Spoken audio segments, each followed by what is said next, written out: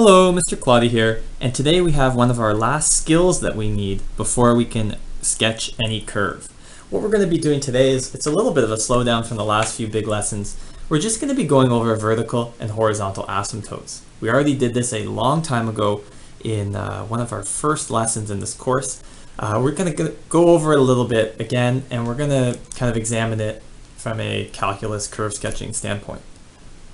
You guys hopefully remember what asymptotes are. They are these lines that a curve approaches but never touches. And as you get closer, as you go along the curve, you get closer and closer and closer to the asymptote, but you never touch.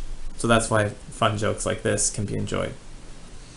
So when do we get asymptotes? Well, they occur in rational functions. Rational function is where you have a polynomial divided by a polynomial. So something that looks like a fraction. If you don't have something that looks like a fraction, or you're just a run-of-the-mill polynomial, you won't have an asymptote. Okay, now we have vertical and horizontal asymptotes to look at. Let's do one at a time. Vertical asymptotes. These are the points where the function doesn't exist. If you remember, to find a vertical asymptote, you set the denominator equal to 0. Easy. Something we're going to be talking about today is the end behavior. How do I know, for a vertical asymptote like this one, how do I know that the curve approaches this way? How do I know that it doesn't go this way? To do that, what you have to do is look at the limit. Oh my God, limits. But you have to look at the limit of the function as you get really, really close to the asymptote from the left and from the right. So for example, from the left, as you get really, really, really close to this asymptote from the left, you can see that the function's getting really, really, really big in the positive direction. That's the end behavior. And from the right, we have the same thing. The end behavior is as you approach the function, the asymptote from the right, the function's getting larger and larger. Now, this is confusing, and we don't like limits. So I'm going to give you my hint for this. Hint. Sub in values very close to the vertical asymptote.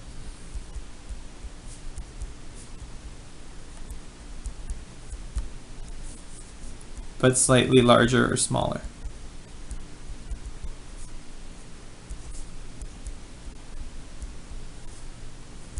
And we will see that in the example. I mean, this is really why we're doing this lesson, to go over how the end behavior works.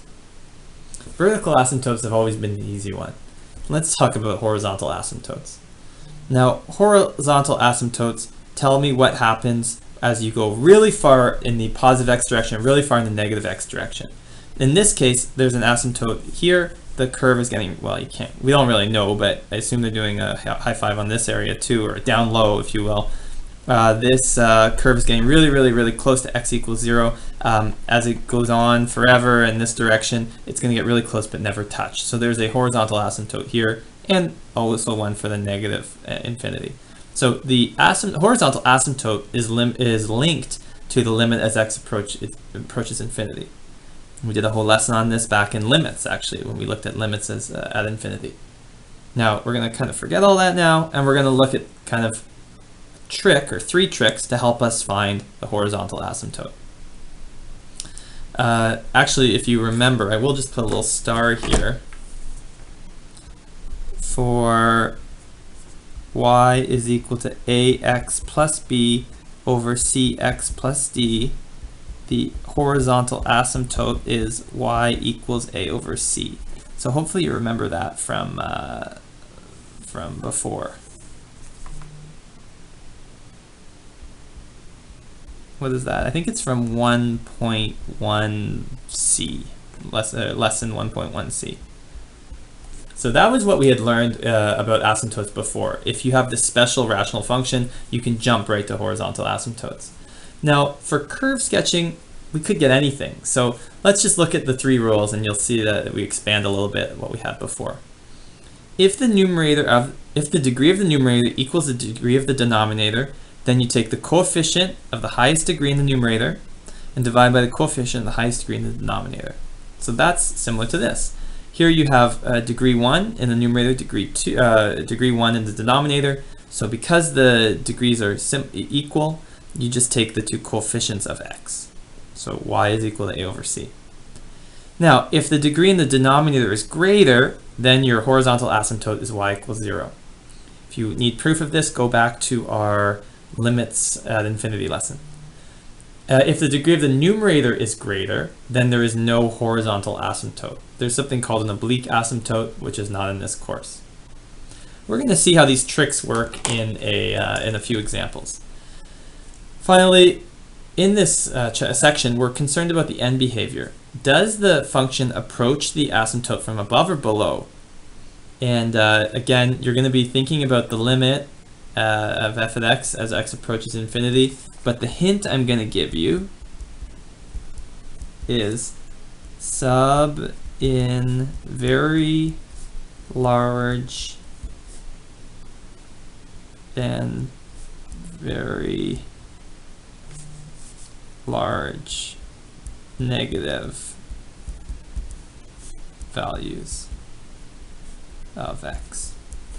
And we'll see how this works in the example. One thing I will show you that you probably haven't seen up to this point is that horizontal asymptotes, you've always thought they can't be crossed. They can be crossed elsewhere in the function. So look at this one. You can have a function that crosses, the asymptote really only applies as you approach x equals infinity. So this is the asymptote area here. That one's kind of normal. But here is another classic kind of response you might see, especially as you continue studying math. The asymptote is here, and as we get closer and closer to x equals infinity, we approach that asymptote more and more. So that's just some shapes you might want to be familiar with. So let's apply some of these ideas to a few different questions here. Determine the vertical and horizontal asymptotes for the following functions. So that first function, let's do the vertical asymptote. Those are my favorite because it's the easiest. I set the denominator equal to 0. Easy. So I get 3x squared minus x minus 4 is equal to 0. I'm going to factor that. That's an easy way to help me figure this out, to solve this quadratic. I have 3x and I have x. Okay, now this is either going to be 4 or 2 and 2, but then I get 6 and 2, so I get 4. So that wouldn't work. So it's got to be 4 and 1. If I put the 4 here, I'm going to get 12. So it has to be 4 and 1 here, I believe. And so and then this has to be positive and this has to be negative. I think that's correct. So then I end up with x is equal to 4 over 3 as one of my asymptotes. And over here I end up with x is equal to negative 1. So that's the vertical asymptote. Let's look at horizontal asymptote. Okay, so my horizontal asymptote, remember what I said, it's y is equal to the limit as x approaches infinity. And this function is 2x squared plus 3 over 3x squared minus x minus 4. Okay, now we're gonna go to my trick in a second, but you might remember how to do this from the limits at infinity section. I'm going to divide, to find a limit at infinity, you divide the top and bottom by the highest highest power of x. So you're going to divide top and bottom by x squared. So I end up with 2x squared over x squared plus 3 over x squared over 3x squared over x squared minus x over x squared minus 4 over x squared. It hurts so much to write it all out. So now when I clean this up, I get the limit as x approaches infinity of 2 plus 3 over x squared over 3 minus 1 over x minus 4 over x squared. When I sub in infinity now, I sub in kind of quotations, I'm going to get, okay, well this is 2, plus 3 over infinity, which is technically 0, over 3 minus 1 over infinity, which is 0 minus 0. So I get 2/3. So that's where my horizontal asymptote is rooted in. Or I could use the trick. It was trick number 1. Y is equal to 2/3. So a lot easier. Instead of doing this limit work, just jump right to the answer using those tricks. Okay, let's go on to the second example. Another rational function, so it must have some asymptotes. Let's find the vertical asymptote first. That's an easy one. Denominator equals 0. So I get x squared minus 1 is equal to 0. I factor it. Remember, there's a tendency to try, oh, I'll bring the one on the other side. If you want to solve a quadratic, which is what this is, it's best to factor. And then you end up with x is equal to -1, x is equal to 1. Done. Now, the horizontal asymptote. Well, let's look at this. The denominator, okay, the degree, so the denominator degree is greater than the numerator degree. That is, this is a x squared and this is an x. So we have this situation where the numerator, the degree of the denominator is greater, so we use trick number 2, which just says that y is equal to 0. Easy. Third example, vertical asymptote, that's the fun one. Denominator is equal to 0. So then I get 2 minus x is equal to 0. X is equal to 2. IB is very particular that when you write a vertical asymptote, it should be an equation, x equals 2. Similarly, a horizontal asymptote should be an equation, y equals something. In this case, the numerator degree is 2, is x squared. That's greater than the denominator degree, which is 1. So then you have, therefore, no horizontal asymptote.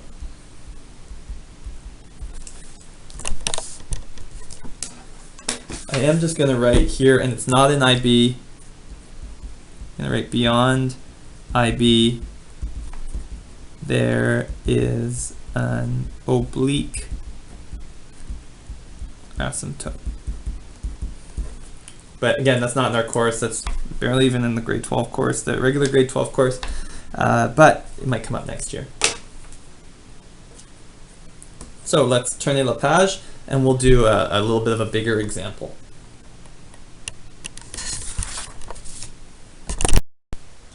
Okay, so let's bring it all together with this one example. For this function, rational function, determine the vertical, horizontal asymptotes and sketch the behavior of the graph as it approaches the asymptotes. In other words, sketch the end behavior. So first thing, let me just factor this. So we have kind of two versions of it here. So there's the unfactored form, and if I factor the denominator, I get x minus 3 and x minus 2, like that. That's going to help us actually with our first step, which is the vertical asymptote. To do that, I need to, if you remember, I set the denominator equal to 0. Now, the denominator was x squared minus 5x plus 6 equals 0.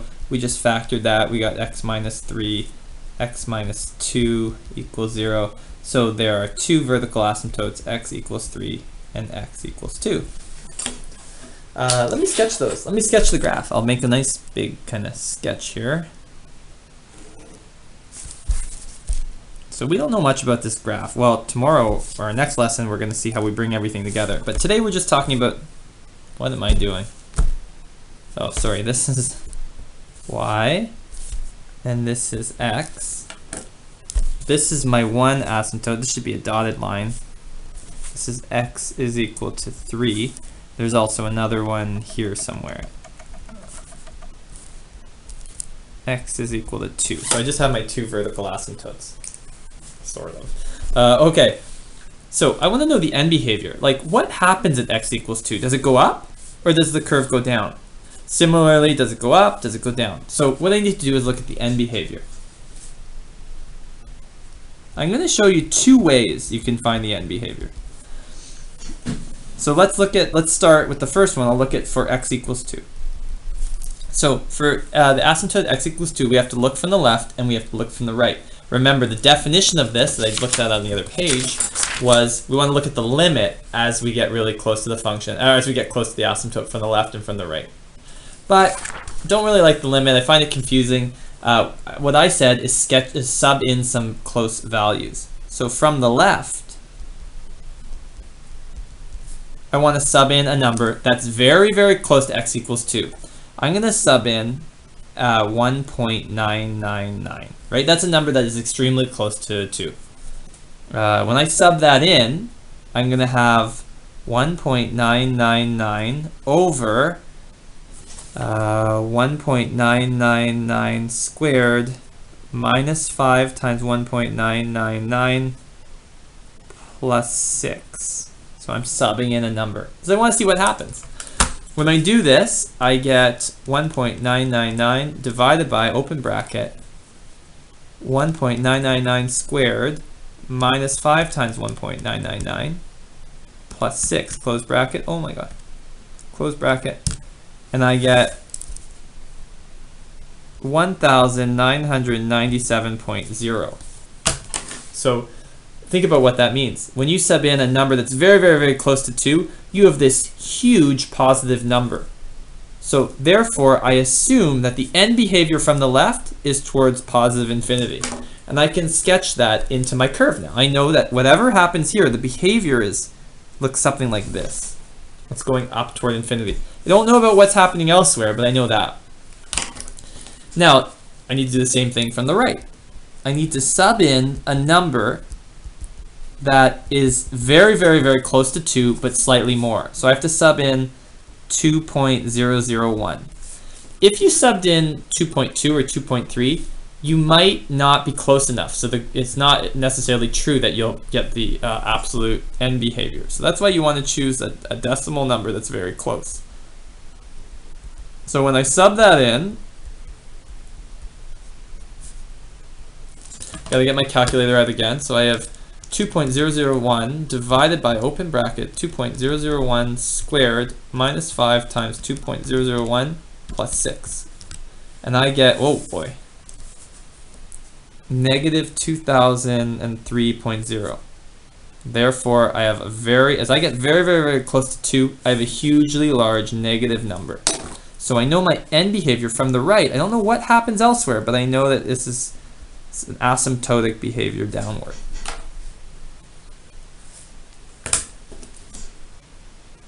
Okay, let me show you my other strategy. So this strategy, I call it sub in a very close value. Maybe you've guessed at what the negative of this is. You need a calculator to do it. Let me show you a different way that you can solve this dilemma. So let's look at the other asymptote, x is equal to 3. From the left, I need to sub in a number that's very close to 3. So let me use f at, let me sub in 2.999, a number that's very, very close to 3. This time, I'm going to use the factored form. So I have 2.999 over 2.999 minus 3, 2.999 minus 2. Now look at what happens when I do this. You can look at the signs. And what you're going to see is that, okay, the numerator is a positive. The denominator is 2.99999 minus 3. Well, it's just negative. It's a small negative. In fact, that negative is why, that small negative is why we get a huge number. When you divide by a small number, you get a really large number.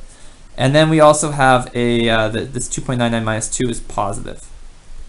So you end up with, without even getting out your calculator, you have a positive divided by a positive and a negative, a very small negative. So you end up with a very large negative. Therefore, negative infinity. Now think about it this way. If this is 0.00001 or negative 0.0001, well, 5 divided, or 2.99 divided by negative 0.0001 is a humongous negative number. So that's how we can make that jump. So without using my calculator, I know that the end behavior is toward negative infinity. Similarly, from the right,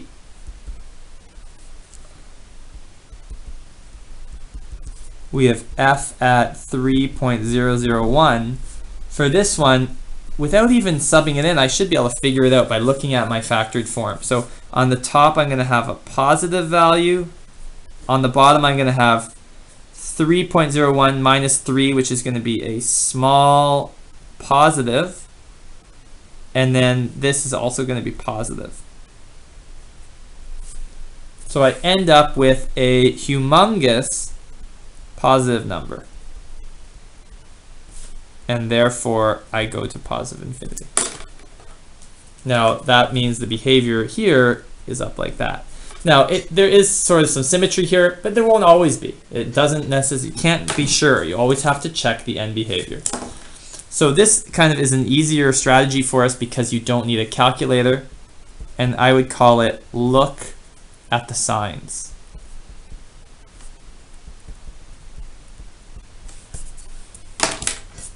Look at the signs. So my vertical asymptote, easy to find, really annoying to look at the end behavior.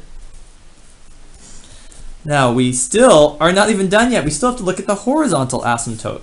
Well, remember we have tricks for the horizontal asymptote. In a situation where the denominator has a higher degree than the degree of the numerator, we know that the horizontal asymptote is y equals 0. I'll just put my my reasoning there because denominator degree is greater than the numerator degree. Okay. However, we're not done. We need the end behavior. So we have to know what happens to the function. So we know there's an asymptote. I can actually draw it now. It's a dotted line here on y equals 0. So we have to know, like, well, what happens as you get really large x value and a really large negative x value? What happens? Does it approach from above or does it approach from below? So that's called the end behavior. And the hint that I gave you, you're going to have to sub in a very, very large value, very large positive, and very large negative values of x. So here we go. Let's sub in a very large positive value, like 1,000. So here I'm going to get 1,000 over 1,000 squared minus 5 times 1,000 plus 6. Type that into my calculator. 1,000 divided by 1,000 squared minus 5 times 1,000 plus 6. And I get 1.005 times 10 to the negative 3. That's scientific notation. This is a very small number. If you guys remember, hopefully you've seen scientific notation before. So therefore, approach HA from above. Because this is positive. Sorry, so I should have been more clear. This is a positive value. This just tells me it's a very small number. It's like 0.0001, but it's still positive. So we know that way over here at x equals 1,000, that the curve is above 0. So I know that this is my end behavior of my horizontal asymptote. Similarly, for the negative infinity, I sub in a very large negative number. So I have negative 1,000 over negative 1,000 squared minus 5 times negative 1,000 plus 6. And that gives me negative 1,000 divided by negative 1,000. I just want to make sure I do this right. Negative 1,000 squared minus 5 times negative 1,000 plus 6. And I get negative 9.9502 times 10 to the negative 4. Again, this number is negative. So therefore, approaches from below. And so when I draw that in, that end behavior, I don't know much else about the curve, but I know it approaches like that. And that's that. What's unfortunate is that we don't know if we have to use a calculator. Oops, sorry, we have to use a calculator to do this. So I'm going to make a note. We cannot look at the signs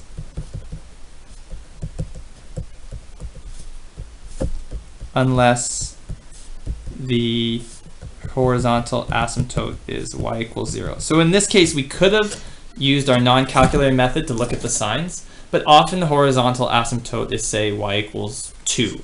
Then it wouldn't matter if you have a plus or negative. We're actually looking if we're where we are in relation to y equals 0. So the plus here tells me I'm above y equals 0. The negative tells me I'm below y equals 0. If your asymptote was at y equals 2, well, you'd have 2.0001, and you'd have 1.999. That would tell you if you're above and below. So looking at the signs is not really feasible unless you have a situation where y equals 0. All right, and now we know how to find our asymptotes and find the end behavior. Your homework for tonight is to do a few practice problems. I've posted them here along with the answers so that we get really comfortable with our asymptotes. In our next lesson, we bring it all together and we sketch any curve.